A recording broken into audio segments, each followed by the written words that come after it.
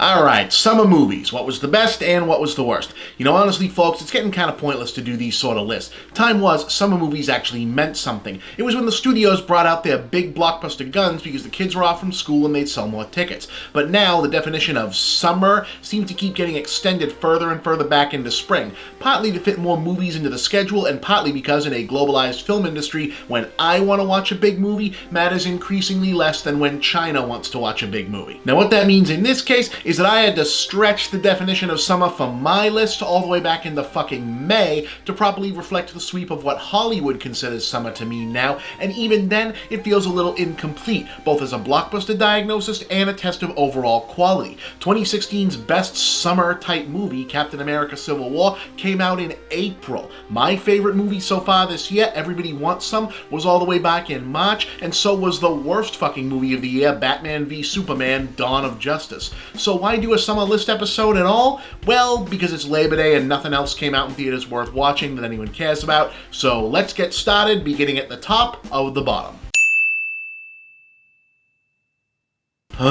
Look, I wanted this to be as good as anybody, if for no other reason than Duncan Jones had kind of a shit year and could have used a hit at least. Everybody's heart was in the right place on this one, and they tried really fucking hard, but in the end, Warcraft was just one big letdown. A tedious mess so far up its own ass that even the hardcore fans who could understand it couldn't be bothered to care about it. For some reason, China really liked it, so I guess we're getting another one, but watching 5 minutes of these nothing characters blather on with their tedious world-building exposition is enough to remind you why Lord of the Rings stuck all that kind of bullshit at the beginning of the first movie.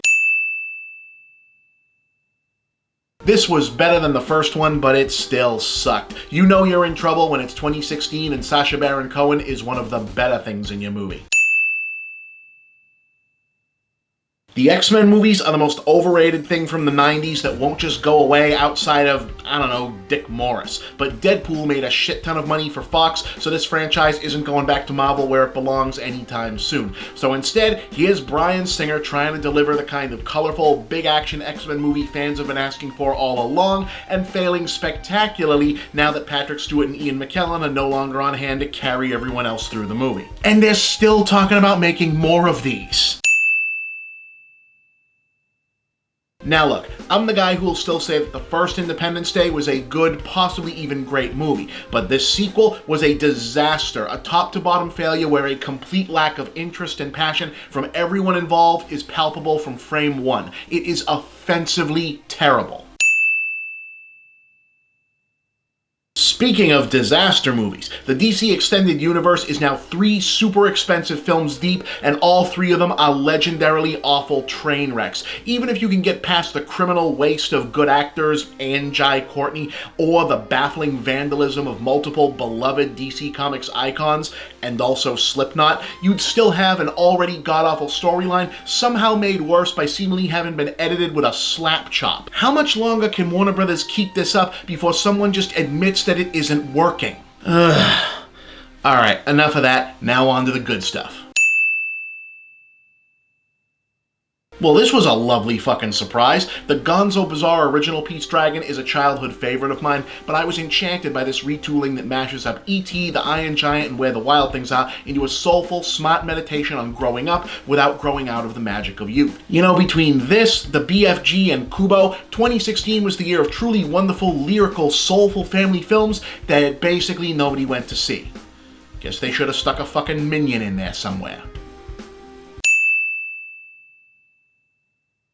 Like I said, and this one is still in theaters, so it's not too late. Get your ass down there and see it already. Don't sleep on it like you did for Laika's last 2 movies. Get out there now so you can be the smarty pants who already knew about it when everyone else discovers it on Netflix 6 months from now.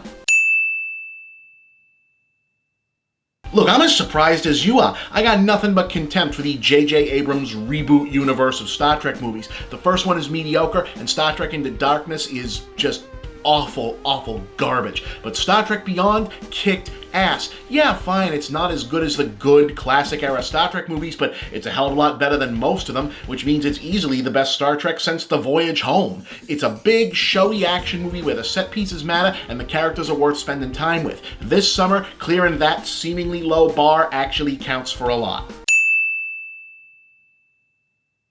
Shane Black wrote Lethal Weapon, Lethal Weapon 2, The Last Boy Scout, The Long Kiss Goodnight, Monster Squad, and he wrote and directed Kiss Kiss Bang Bang and Iron Man 3. He had a new movie out this summer where Ryan Gosling and Russell Crowe played a private eye and a professional leg breaker for hire who team up to solve a murder and stumble on a political conspiracy connected to the porn industry in sleazy as hell 1970s Los Angeles. The hell didn't more people go to see this? Huh? Well, it's fucking awesome, so if you didn't see it, fix that. And really, what else could it be? After far too long an absence from the screen, the legendary Kevin Spacey brings the beloved genre of the celebrity voice talking pet movie back to life with only the signature aplomb one must expect from the esteemed star of K-Pax. Ably aided by the great Christopher Walken, Spacey delivers a powerhouse performance within a wrenching, deeply layered narrative that explores the existential panic of a man caught between the breakdown of his human and animal nature like no work since Franz Kafka's Metamorphosis. I'm sorry, I'm just fucking with you.